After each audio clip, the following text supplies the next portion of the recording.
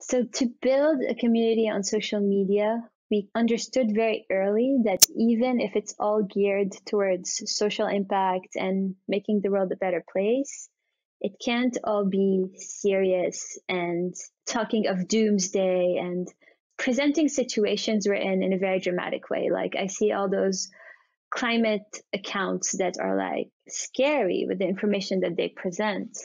I'm not trying to minimize the importance of disinformation, but we found in our very specific case that to rally people around a brand or to create a movement, we had to focus on some fun, gamifying campaigns and strategy in our social media. Hello, friends, and welcome to Impact Everywhere, the podcast that looks for people having a positive impact in unexpected places. Our guest today is Youmna Chamcham, and she's a co-founder of an amazing social enterprise called Live Love. Live Love is huge. It has over 315 different chapters around the world, with 1.5 million active followers and over 15,000 volunteers recruited to do all sorts of things, from rebuilding Beirut after the explosion to creating an entirely independent recycling program to support the failing infrastructure. They organize cleanups and activations all over the world, and the best part about it is that it's created by the youth for the youth.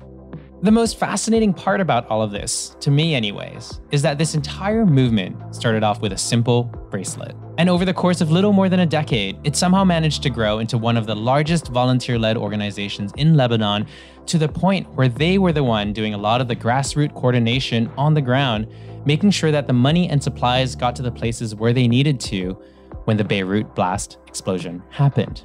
Anyways, this is Youmna Chamcham, and here she is taking us back on the ground to the moments right after the blast. August 4th, 2020, huge explosion rocks Beirut, the city where I grew up, where I'm from.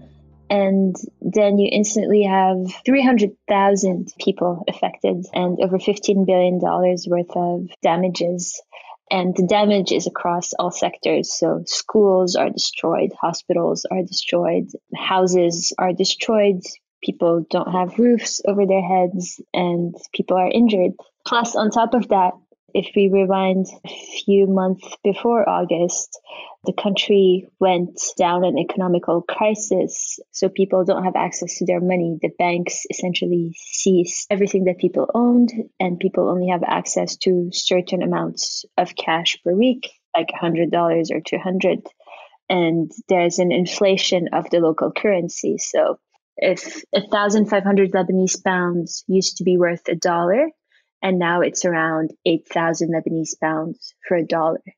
Plus, you cannot import anything into the country because you don't have access to fresh dollar or to fresh money. And then the port gets bombed.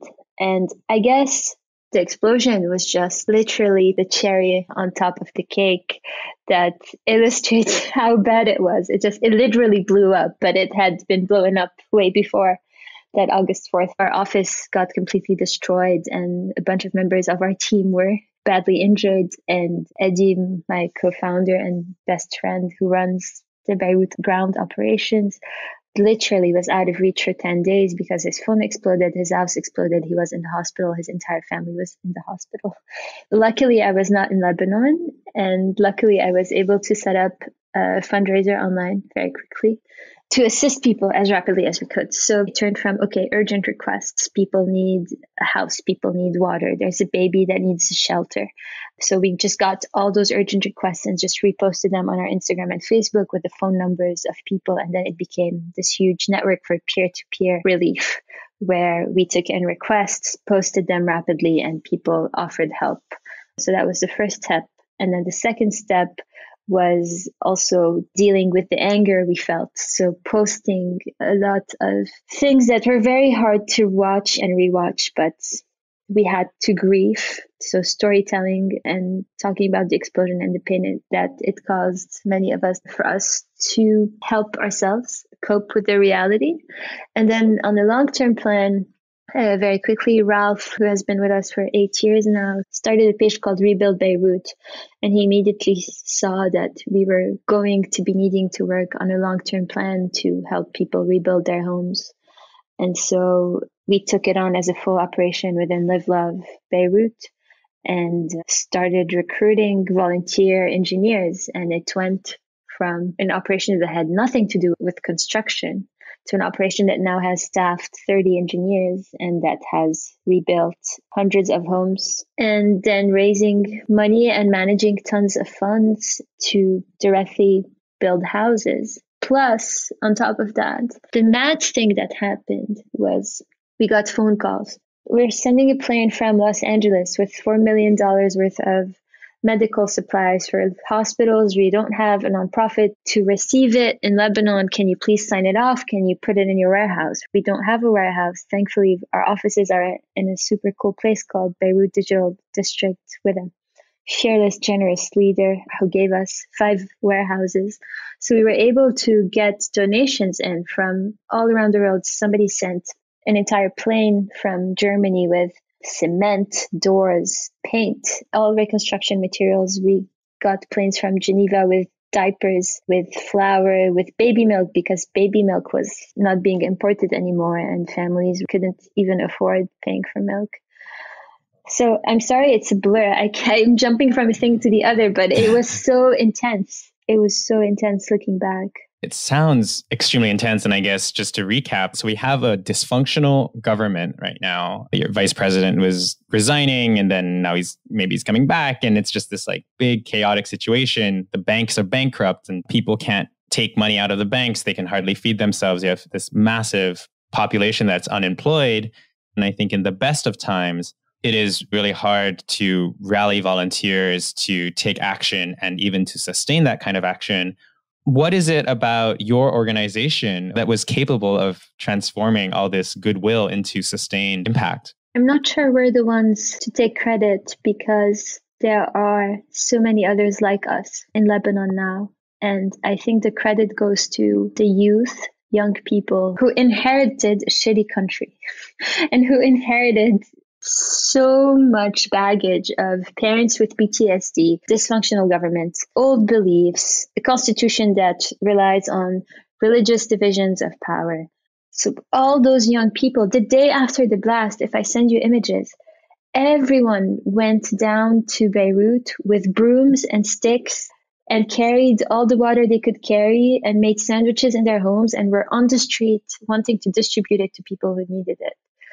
So I think we're just catalysts. We improvised a framework around our own frustrations and our own will to want to help that sort of created a system for other people that are looking for ways to help to know that if they come to us, we'll know where to channel their energy.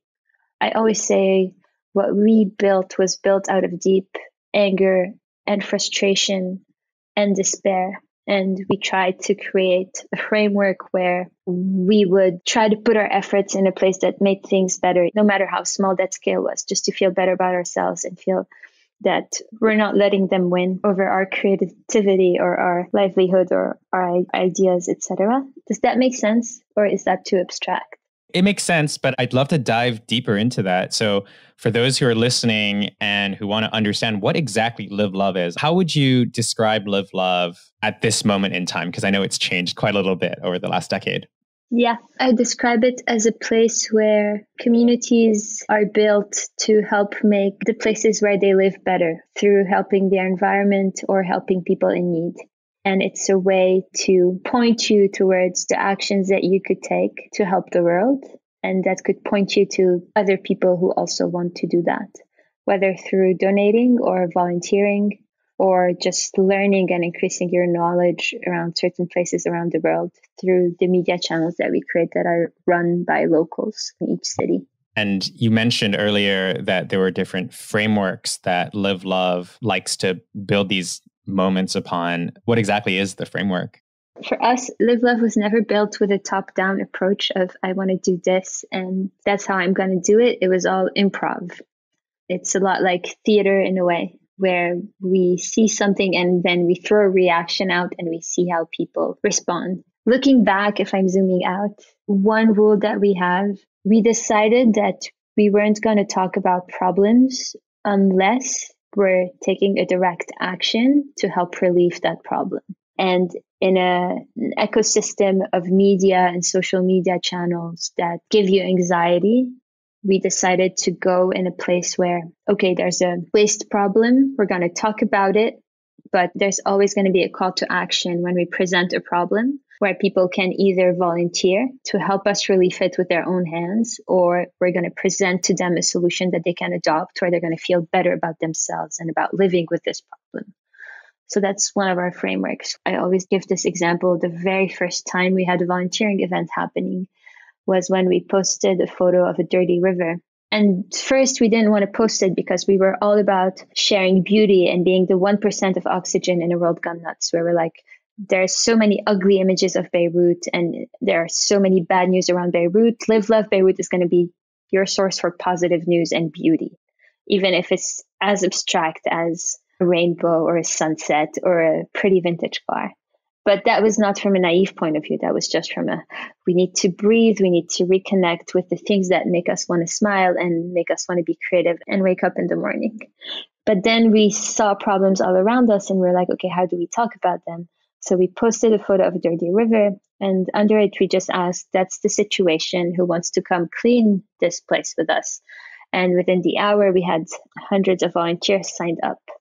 And this was the prompt that started our whole volunteering movement, where we realized, okay, every time we're going to talk about a problem, there's going to be a concrete call to action around collective events we'll organize to go and help. I love it. What are a couple other frameworks that you use? Because it's super interesting to hear how it started. Post photo of a dirty river for a bunch of people, and the audience is people who love the country, and now they're motivated to come and support. And now we look at the present day, they're people who love their country and want to make a difference despite the fact that the incompetence of the government and everything, and they have an opportunity to channel that rage into action to support people, to help improve their communities. You took that sort of model and you replicated it, and it sounds so deceptively simple. I'd love to hear what are the other frameworks that you improvised over the years that have been successful. So to build a community on social media, we understood very early that even if it's all geared towards social impact and making the world a better place, it can't all be serious and talking of doomsday and presenting situations we're in a very dramatic way. Like I see all those climate accounts that are like scary with the information that they present. I'm not trying to minimize the importance of this information, but we found in our very specific case that to rally people around a brand or to create a movement, we had to focus on some fun, gamifying campaigns and strategy in our social media. For example, we made bracelets and you couldn't buy our bracelet. The bracelets just said Live, Love Beirut. And we create competitions around those bracelets where it's like, today, the most beautiful photo of the sunset will win the bracelet. Or today, the most beautiful photo of vintage cars will win the bracelet. And then we would get hundreds or thousands of photos of everyone going down the street and trying to capture those little moments for something that means nothing. It's just a bracelet. But the collective act of gamifying storytelling or gamifying your place in a collective narrative is what worked for us to build a following and a brand. I know there's way much of it now just because Instagram got so popular and there's a lot of pretty content to look at. But when you live in a landscape of a city where there's dirt everywhere and homeless people everywhere, and it's important to have that place where you can play and where you can see beautiful things and where you can smile, but where you can also try and make the world better. So combining feel good and well-being to volunteering and activism is another mechanism that we've developed. I think the piece that you say about the importance of fun and play and hope is super important. It's actually a topic that I touched upon on episode 33 of this podcast, where we talked about the importance of having hope-based narratives and not just threat-based narratives. So it's not just, this is the doom and gloom, but this is the opportunity that we have in front of us to make a difference and to make a change. So when I hear you talk, it seems like the key to connecting awareness into action is making sure that you, as the movement organizer, provide the opportunity for people to transform that awareness into actions. Yeah, we choose the problems that we tackle in a very instinctual way, sort of the one that screams at us the loudest at a given moment is the one that we go for. Historically, mostly we deal with urgent problems. For example, in Lebanon, when we decided to tackle waste, it was literally because waste was all around us. There were garbage bags everywhere in the city and everywhere in the villages and everywhere along the coastline. Nobody was picking up waste. There's no proper waste management system in place. When we decided to tackle recycling, it was again because nobody was picking up recycled plastics or paper from people's homes, and there were recycling factories that weren't getting enough volume. So we decided to help that. So when we decided to also do our entire program around refugees, it was also because 1 in 2 people is a refugee.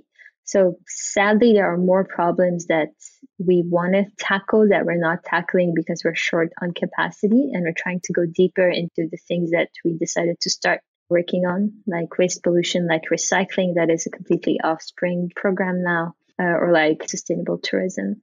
Really just instinct and improv. Got it. So for the listeners, why don't we take one of those examples, whether it's waste, recycling, or refugees, and break down the mechanics of it. So you are now aware that there's this terrible problem. How do you start playing with that problem and toying around with an idea and converting it into a long-lasting solution? So the dynamics, I have an amazing team, and Eddie, the co-founder of Live Love, often since the time we've known each other, which is 16, 17 years ago, we always go into those discussions that take anything and make it bigger and bigger and don't limit our dreams and our stream of thoughts whenever we tackle a problem. So this is sort of a bit of the DNA of Live Love, where it's, okay, here's a crazy idea, but how about we try and do it? That's how Live Love Beirut was born, and that's how we went from doing a small volunteering event with 100 people to doing one event a month with 200, 300 people, to building an entire volunteering program that then got funded by the United Nations, that has recurrent volunteering events happening every single month and mobilizing thousands of volunteers. And from that, we trained Live Love ambassadors in villages around Lebanon to run and open their own Live Love accounts, just like we have Live Love Beirut. They opened and ran Live Love communities for their villages or their cities, and we created a framework for them to create their own events on any idea that they might have for their village and to rally and mobilize their own volunteers. So really, it goes from us starting small and going into action very quickly, seeing how it goes, and then looking back and writing processes around that, and mostly learning from what went wrong and making sure it doesn't go wrong again. And then you end up having a system of, okay, you see a problem and you want to create a volunteering action around it. What's the problem? What's the action you want to create? And then we have a framework where we ask all the questions that need to be asked, and we have formats of events that we then give to anyone who wants to organize an event. And we help them in the organization of the event and in the storytelling, which is the most important part for mobilizing volunteers. So we have a very specific way of talking about an event and making sure that we get people to sign up to it. That's amazing. The true enemy is apathy, of just seeing something and not caring. And you're helping people fight against that and giving people the chance to step into their own power, to be a hero and to own the change that they want to see in the world. That's what I'm hearing as you're speaking about the mechanics of a movement. And losing hope. You don't want to lose hope. That's what it was for us. So then, speaking of hope, what keeps people coming back, what keeps them inspired and motivated to continue, if the problem that they continuously work at doesn't actually seem to be solved? It's difficult. I lose hope multiple times a day too. I think what keeps us coming back is our community. Whenever one of us is down, the other is here to lift them up.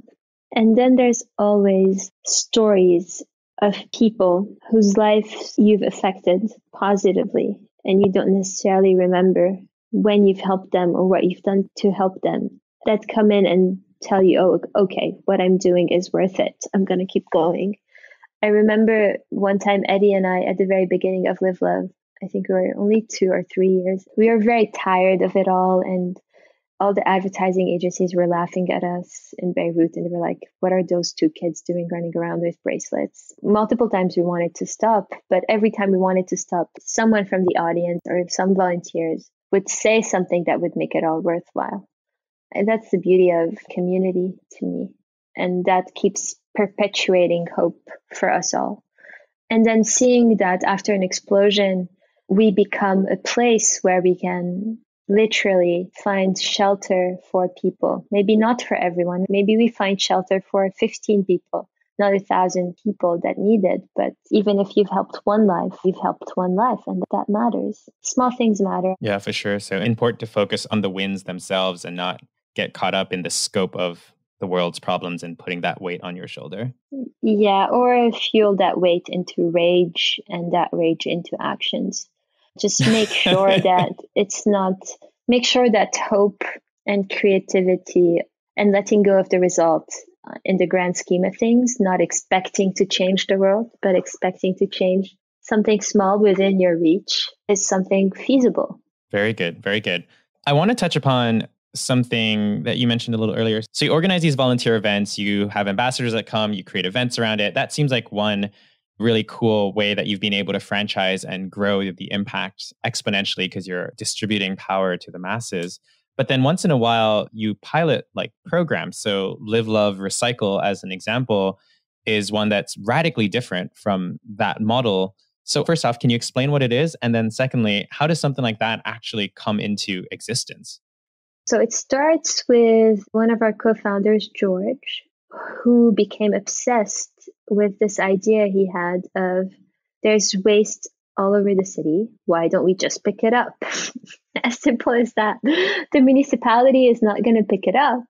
The government is not going to pick it up. Why don't we pick it up? We have volunteers. Let's pick up that waste. And then we created a stunt with Uber in 2015, where we actually got some of our volunteers to drive Uber cars, and we convinced Uber to open up an Uber recycle button on their app. Because what we wanted to create was an Uber for picking up sorted waste. Because in Lebanon, just to put things in context, we have recycling facilities, but the distribution of recycled waste from homes or offices or schools to those facilities is not insured by anyone. And people don't sort their waste at home since nobody picks up sorted waste. So George was like, let's create the Uber of recycling. And then Uber agreed to prototype it with us for a couple of weeks. So we got volunteers and opened up Uber Recycle and ran the campaign on Live Love Beirut. Thousands of people used it in 2 weeks. It was a huge success. Recycled a ton of waste. And then Uber decided to discontinue it because they're Uber and that's not in their mission anyway. But for us, it proved that people are willing to sort their waste at home because we got more requests than we could ever dream of. We were at full capacity and actually had to say no to a few people and had to recruit more volunteers. So people are willing to sort their waste at home. They are willing to recycle. And we have capacity in the recycling centers to absorb way more waste than we're taking. So once that was proven, George still stuck to his idea and started looking for ways to fund an app that he would build that would do what we did with Uber Recycle. So we looked for funds for a couple of years. I stopped believing in it. Eddie and George were still believing in it and were still extremely persistent. Finally unlocked some funds through the World Food Program, WFP, through Zero Hunger actually, not through waste management, because the country also has a huge poverty problem. More than half of the population lives below the poverty level, so below the minimal wage, minimal salary. And we have a refugee crisis. So 1 in 2 people is a refugee.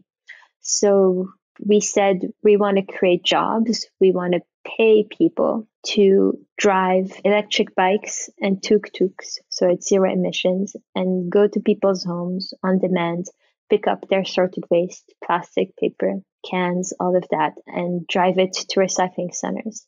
And so that unlocked a grant from the World Food Program. And George built the entire operation from our NGO, from Live Love, and we pushed it on Live Love Beirut, branded it, told the story, etc. And today there's 25,000 households that recycle with it.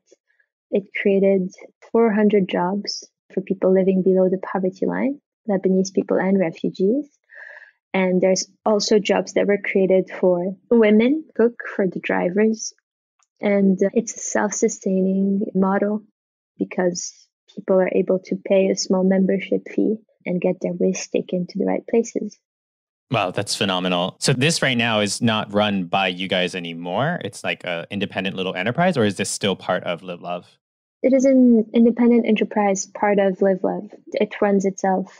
Everything that we try to do, we kind of offsprings on its own. So Live Love Recycle has its own sustainable revenue model, and it runs as its own social enterprise. We have another one called Live Love Tours that we built around tourism to build tour packages around, well, before COVID, but hopefully it'll come back soon, where everybody was asking us, where are all those beautiful photos of Lebanon that you guys keep posting? How can I go visit this village? How can I visit this artisan? Or how can I go and taste this food? So what we decided to do is create a program and an app called Live Love Tours, where we created tour packages with tour guides and our ambassadors in rural villages in Lebanon around local co-ops. So you can go to a village, you can visit it, you can see all those beautiful spots that you love on our social media and that you want to go take a photo of, etc. But you're also going to be eating food from local agricultural co-ops, and you're going to be shopping things from local artisans. You're going to support the local economy, and you're going to support the local tour guides and the ambassadors in those villages. That has its own revenue stream. I guess what I'm trying to say is it all starts with instinct and impulse. But then I was thinking about this morning, starting something vs sustaining something is two very different things, to start and to sustain. And I think sustaining is such a huge part of impact and of sustainability, because you want something to grow and you want it to grow in a healthy way, and you want the model to distribute back to everyone on that chain and to create prosperity and happiness and richness to everyone on that chain. So for us, it's very important that now, almost in the second phase of our project, 9 years in, that we really take a step back and really build those models and design them in a very sustainable way for everyone involved. So then looking forward on the Live Love agenda, are you hoping to build out more of these micro platforms that are entirely independent, but still under the Live Love banner? Yes, definitely. And I also want to grow the ones I already have to other places. I definitely feel that Lebanon has been our lab and our playground because we're so comfortable there. It has been such a comfortable place for us to test everything we have. And now I really feel that I want the other chapters that we have around the world, where we have Live Love communities in Egypt and Jordan and Armenia and Spain that are quite developed with thousands of followers already. I just want to be able to give them those tools and mechanisms that we built so that they can go and run with it where they are, just like it's happening in Lebanon. So you hope that they will take the blueprints or frameworks that you've developed and then replicate it across all these different spaces so that the impact can be magnified. Yeah, that's 100%. wonderful. Yeah. Could you walk us through the way that Live Love is actually structured, right? Because this all started off with you giving out bracelets for free in order to build a positive movement of individuals. And then that converted into these volunteering kind of actions. And then other people started copying you. I think in many situations, you don't want to be copied. You want to be unique. You want to be the biggest. You want to own everything. But in your case, it almost feels like the more people that copy you, the better it is. So how does this franchising model of Live Love actually work? How do you make money off of it? Could you just flesh that out? Like, it's still mind-boggling to me. We don't make money off of a franchise model at all. anyone can replicate Live Love where they are. Any citizen can. They just have to apply, and then we train them in building their own community and seeing how they want to scale it, etc. All of our revenue actually comes from the mega umbrella that we built in Beirut at the moment, and through the grants that we receive to sustain our cost, but also mostly through the services that we created and that we provide to brands, for example, through creating branded content around sustainability, creating custom volunteering opportunities from multiple other organizations, selling tour packages, selling merchandise, selling a recycling service, etc. So far, franchising the brand is not how we make money. It's more in selling our expertise around building services around impact, or sponsorships through our media channel that we're able to generate revenue. But I'm hoping that changes soon and that we are able to launch on a global level where we can have a B2C model and depend on direct sales to our communities and have a wider use of our products so that we can be sustainable in the long run. So what are the greatest advantages and disadvantages of having a volunteer-led movement like yours? Because the first question that comes to mind is, how do you even pay yourself? How do you do this for 10 years? You don't pay yourself for a very long time, and you take all the side gigs that you can. It takes time, and whatever we generated in the first years, we put back to enterprise and into building this. Just, it takes time. That's the only thing. Until it reaches a certain scale where you're able to have multiple clients at the same time and have multiple accounts that you run. So, for example, we have the Live Love Studios, which is a team entirely dedicated to the storytelling, that creates videos for social media, that creates all the content, most of the content that we post, whose services are solicited by other brands and other nonprofits. So that's a great way for us to generate revenue. Another way is the tours, like I said. Another way is the recycling service. And another way is just strictly merchandise. So selling the bracelets for us, we didn't sell it in the beginning to build up the story, but then when we started selling it, it was a great revenue stream for us in the beginning. It was a great way to fund all the activities that we wanted to do. And then on the volunteering events, it's all about doing beautiful events, even if you don't have any sponsors, but then paying attention to how you're making your event bring a lot of love and attention into the details, creating such a great experience for people, so that the next time you have an event, somebody knows somebody who owns this brand who wants to sponsor you and cover part of your cost, etc., etc. So yeah, a lot of it was starting with nothing, making sure we did it well, and then the right energies came right back at us. But it took time, and it's difficult, and it still is. It still is difficult. Yeah. So walk us through the timeline then of the different phases of how you built Live Love and what you were doing on the side to sustain it, just so that people understand how much work and heart and soul you've put in to get it to the point where it is today. So Live Love started in 2012. I was a student. I was in design school in California. And Dee, my co-founder, was in Lebanon. And we sort of both had that same pain point of dealing with the reality that our hometown is. So for me, living abroad with zero hope of ever going back, but also not identifying with the image that foreigners have of Beirut and with the cliches that they have, which is conflict, war, problems, which is true, but it also has so much life and so much to offer. And I was like, why don't they know the Beirut that I know, which is a Beirut of life and of beauty and of so much richness and culture? And so that's one pain point. And Eddie's pain point was, as somebody who was there, how do you even find it in you to want to get up in the morning and do something with your life when everything points towards tragedy and no better future? So we're like, okay, fuck all of this. We're going to start a place for good news, even if we have to make up that news, and even if it means absolutely nothing, and if it's small, like moments of happiness in one's day.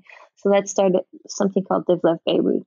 And we had a friend who came back from Brazil with a bracelet from Bahia. And the tale around that bracelet was that you tie it on, you make 3 knots, and you make a wish. And so my uncle said, why don't you guys do a bracelet for Beirut? And let's call it Live Love.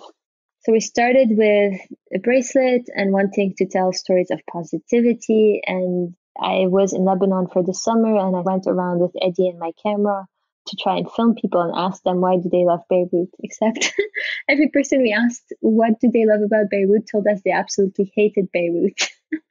So that did not work. It didn't work. They made fun of us.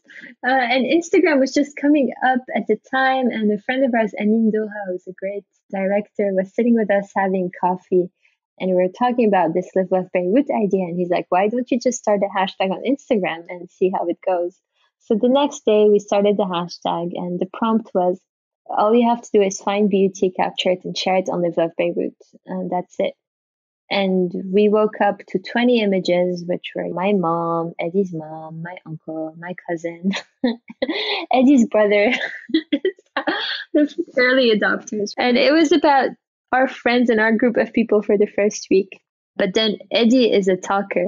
So he went around the festivals. In the summer, there's many arts and crafts festival and stuff. And he went around the festivals with a bunch of bracelets, making up stories around what those bracelets need.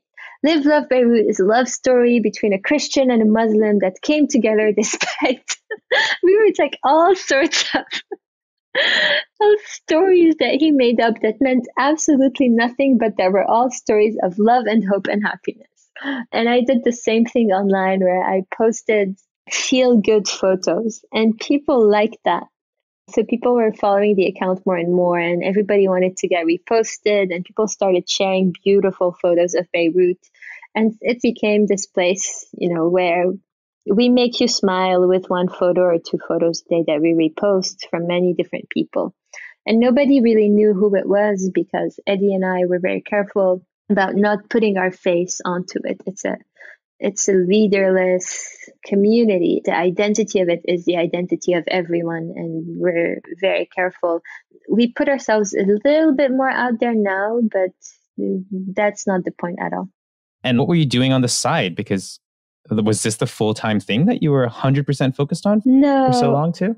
So when we started 2012, I was a student. So the cool thing for me was that I was in design school. It turned into my obsession, and I was able to turn the focus of all the classes I was in, because my instructors were very supportive, into love. So any design class I was taking, I would switch its focus to Live Love. So if I had to design a book, it would be about Live Love. If I had to design an installation, it would be about designing this spatial interactive Instagram feed that would show you cities around the world, including Beirut. So for me, for a year and a half after we started until I graduated, my school time was dedicated, maybe 80% of my school time was dedicated to love, and everyone at my design school was very supportive of what I was doing. And Eddie, I think when we started, he was still running his company, and he actually had to go to Saudi Arabia and take on a festival project there that didn't end up going so well. And then I flew back to Lebanon, and he was still doing festivals. He did a festival with the Mini Studio, which is the kids TV show I grew up on. So we're still doing things on the side for a while. I think for the first year and a half for both of us.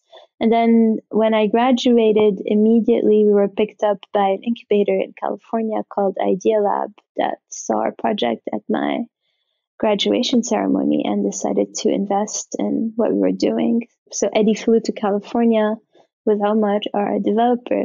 And so the 3 of us were able to spend 4 months fully focused on what this was going to be. And then we went back to Lebanon, and we were... And what did you pitch at the Idea Lab Incubator? What was the concept that you were pitching to them that they... what was the investable idea? Not much. I didn't really pitch. They picked it up. I went to a design school called Art Center, and at graduation, all those people come, and Live Love was my grad show project. So I did this interactive projection of the Live Love Beirut images, and at the time we already had 1 million likes on the photos that we posted, etc. So they just saw it, and we already had done, I think, 2 brand collaborations, one with American Eagle Outfitters, and the other one, I think, was with 20th Century Fox for the release of Rio, the movie, The Blue Parrots.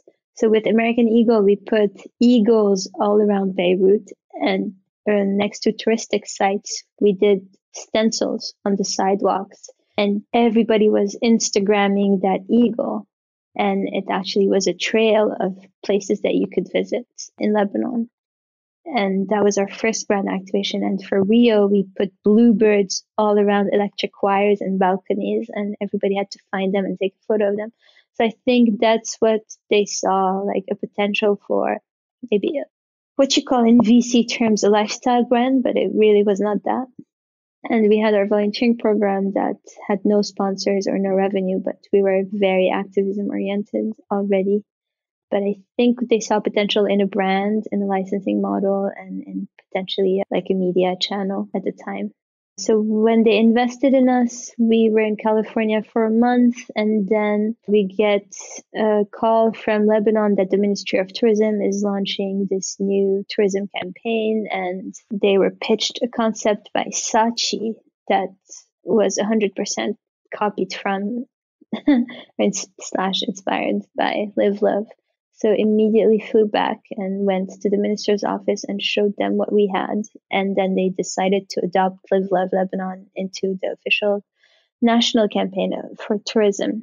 And it was the first time that a campaign started by civil society got adopted by the government and it turned into the official campaign for Lebanon. And then we were on CNN. It was all over the place. And we didn't make a penny out of it.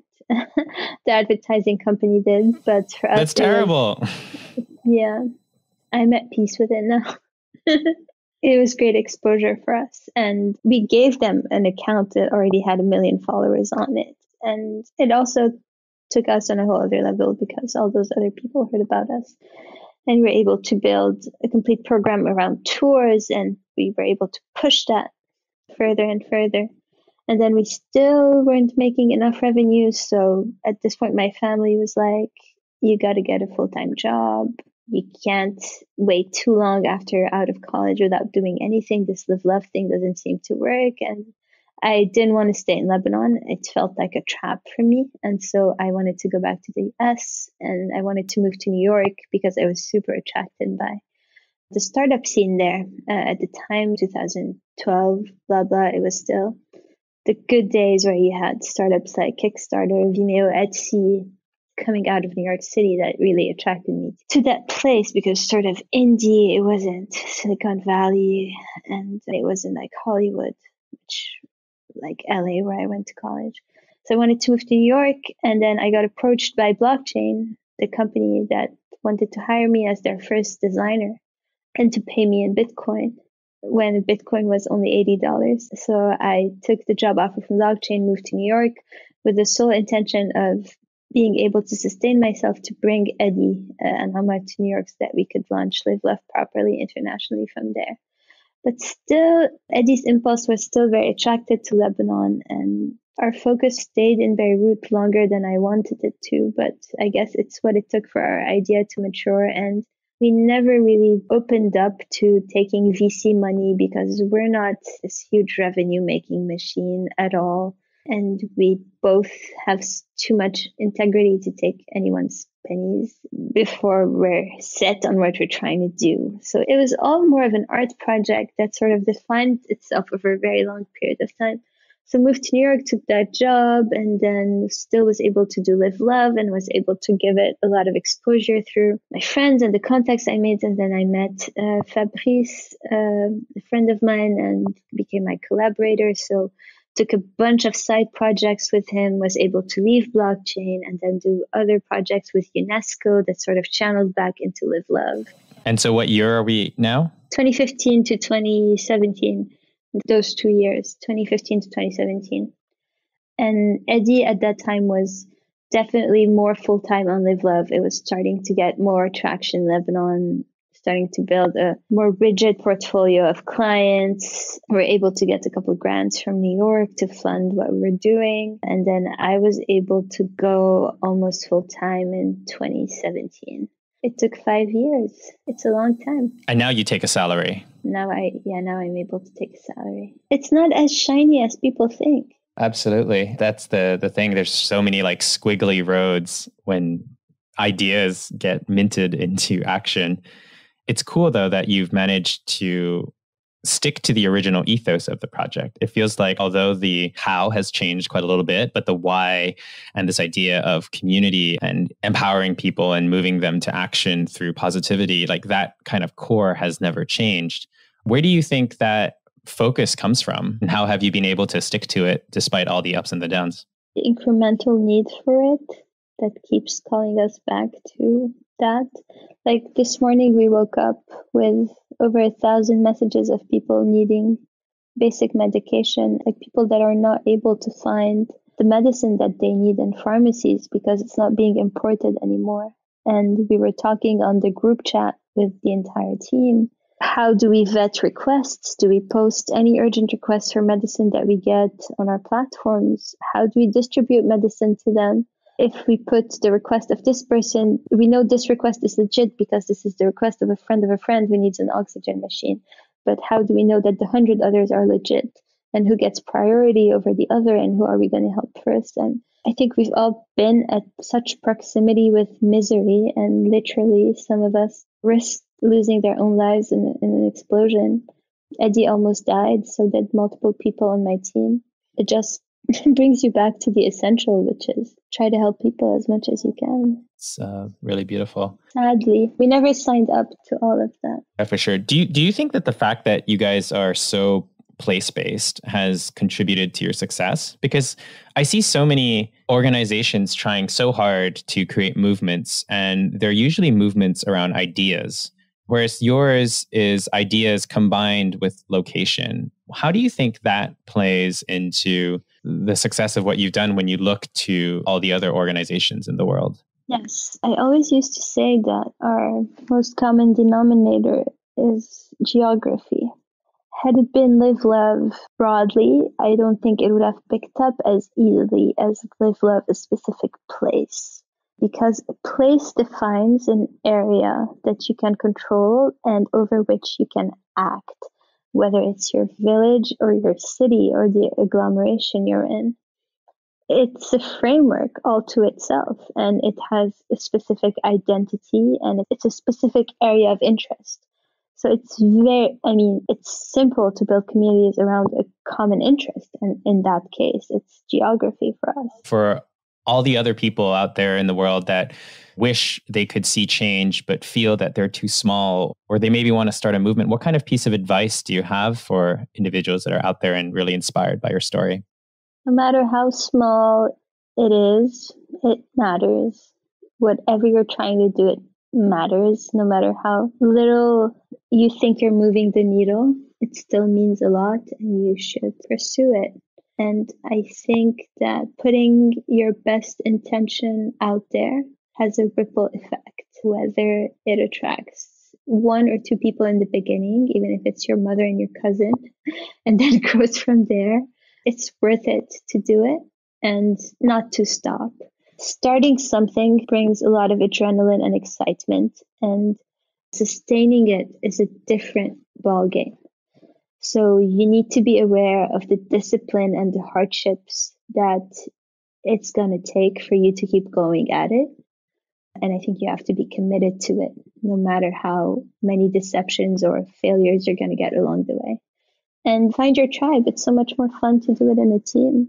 And it's the only way to do it is in a team. You don't have all the skills alone. You never do. Absolutely. Absolutely. Couldn't agree more. For those that struggle to sustain an idea or who have too many ideas but don't know where to start, what would you advise them? I have too many ideas too. Start with one. It's better than not starting anything at all. And sustain it. Don't stop. Don't do hit and runs. And I think the best one out of all your ideas is the one that's going to make your heart bigger and is the one that's going to excite you most. Gear yourself in the direction where you feel most excited deep down. A lot of it is about being in touch with your own intentions. And I think both Eddie and I share that integrity where both have a deep commitment to want to spend our time doing things that are meaningful to us, and we want to be in control of our own time. So that's what gave us the resilience to put up with how difficult it was to get here. And it still is difficult. Absolutely. Yeah. If people listening want to get a little bit more involved with Live Love, how can they get involved with what you're doing? I guess they should check our website to see if we have communities in the city or country where they live, and then they can follow those social media accounts for the latest news and updates. And if it's Live Love Beirut they're interested in, then they can also donate or follow what we're up to on our social media. And if they want to start their own communities, then they can also fill up a form on our site, and we'll review it and get back to them soon with a training program. We give them the handbook on how to start their own communities, how to grow them, and we also train them through online workshops. Wonderful. That's great that you've done all the pre-work for anyone who wants to start a community and join a brand that's already doing wonderful, good things. One last question for you then. If you had a microphone to the world and you could say one thing, what would that thing be? One thing? One thing.